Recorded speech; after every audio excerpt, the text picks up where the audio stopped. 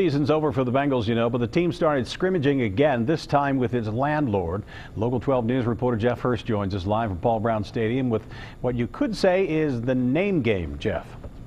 Well, you know, Paul Brown Stadium is not named for a beer, it's not named for a bank, it's not named for an insurance company, it's not named for a soft drink, it's not named for a salty snack.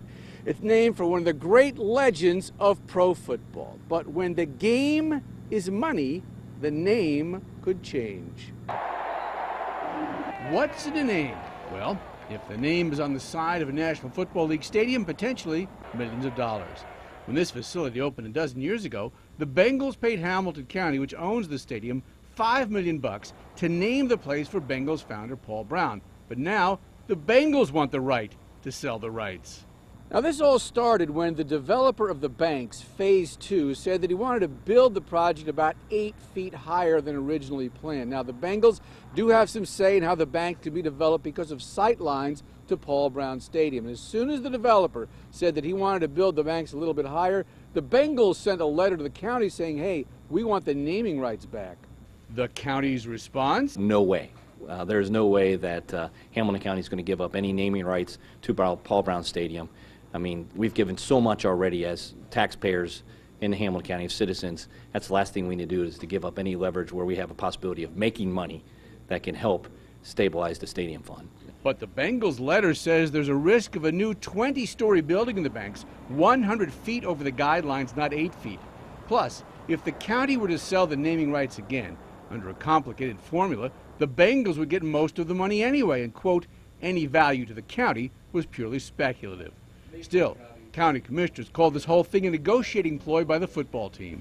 I hope that, you know, based on my comments and comments of other commissioners, they'll reconsider their position. But I mean, this is clearly a situation where taxpayers are not going to give the Bengals something additionally to let us have 8 additional feet in private development. It really, on its face, is really a ridiculous request.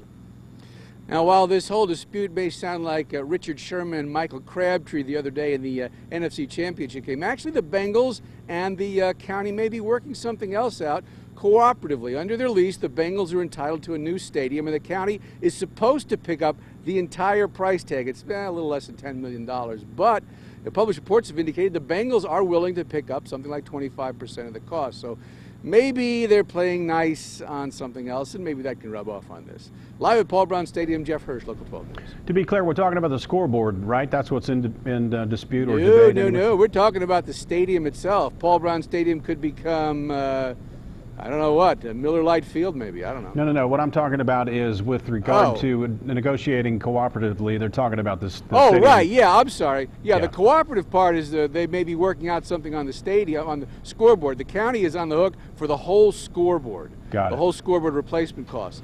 But they are working together apparently so that the Bengals seem to be willing to pay some of that cost. Now, maybe this whole thing becomes one big negotiating package, or maybe they can separate out the scoreboard. But they're apparently working on that scoreboard. All right, thanks very much. The Bengals team attorney will only tell Local 12 News, quote, we continue to have discussions on a range of issues between the county and the team, end quote.